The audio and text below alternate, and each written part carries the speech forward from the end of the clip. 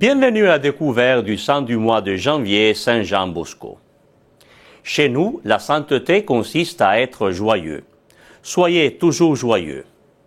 Voilà la synthèse d'une des spiritualités les plus modernes, diffusées et connues dans le monde, celle du notre Saint Jean Bosco.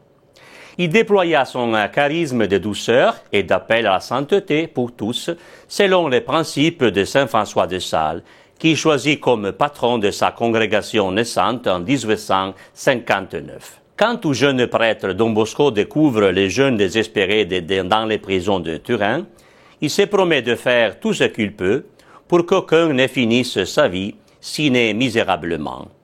C'est la conviction centrale de son système pédagogique, qui veut prévenir, agir en amont et protéger le jeune, en lui faisant des propositions attrayantes à travers l'oratoire. L'oratoire, donc, doit devenir une vraie famille, en assurant les besoins de sécurité et d'amour, mais aussi à la formation et à un métier, sans oublier la création et le sport, ni l'appel à la sainteté. En effet, si le jeune Fils de Dieu connaît sa dignité, il n'acceptera plus la médiocrité et de faire n'importe quoi de sa vie. Son charisme principal est croire toujours dans les jeunes. Né en 1815 dans un petit village du Piémont, il devient très tôt orphelin de père. Malgré la pauvreté de sa famille, par son caractère et ses qualités, une mémoire extraordinaire et une intelligence hors du commun, il a une grande influence sur les adolescents et de son âge, qu'il entraîne avec lui avec les divertissements et la prière.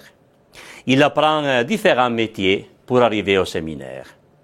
Ordonné prêtre en juin 1841, il se consacra aussitôt aux jeunes pauvres et abandonnés, émus par leur misère matérielle et spirituelle. Son œuvre est tout de suite gravement gênée par les citoyens bien pensants et par des religieux aussi, dans le climat enflammé par les fortes tensions sociales et politiques des débuts de la société industrielle. Don Bosco est accusé de rassembler des jeunes délinquants et désœuvrés pour former des manifestations et des désordres. Ses adversaires vont même attenter plusieurs fois sa vie. Ses mémoires, qu'il écrit dans ces dernières années de la vie, rassemblent aux pages les plus dramatiques de Victor Hugo, son contemporain dans Les Misérables. Pourtant, il témoigne que l'œuvre de la Providence a réalisé la rédemption pour des milliers de ces jeunes. Malgré des ennemis acharnés, Don Bosco trouve des grands bienfaiteurs dans le clergé, dans la noblesse, mais aussi des politiques anticléricaux qui soutiennent cette association de citoyens libres poursuivant un objectif commun dans l'intérêt de la société, comme il est écrit dans les statuts. Voilà donc plusieurs photos de Don Bosco, qu'il le représente toujours souriant, en train de cacher le doigt manquant d'une main, cassé lors d'une attaque subie. Malgré toutes les épreuves et les malentendus, il répéta jusqu'au jour de sa mort, le 31 janvier 1888, « Soyez dans la joie ». Celui qui est toujours prêt à se plaindre n'a pas le véritable esprit salésien, mais plutôt il a celui qui saisit les valeurs du monde et refuse de gémir sur son temps.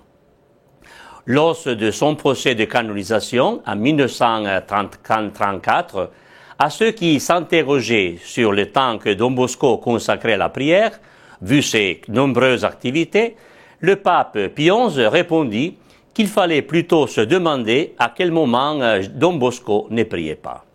Prions. Seigneur, tu as suscité le prêtre Saint Jean Bosco comme un père et un maître pour la jeunesse. Accorde-nous de brûler du même feu de charité, afin de pouvoir attirer les âmes à toi et ne servir que toi seul. Saint Jean Bosco, priez pour nous. Merci et au revoir au mois prochain avec Sainte Bernadette Soubirous.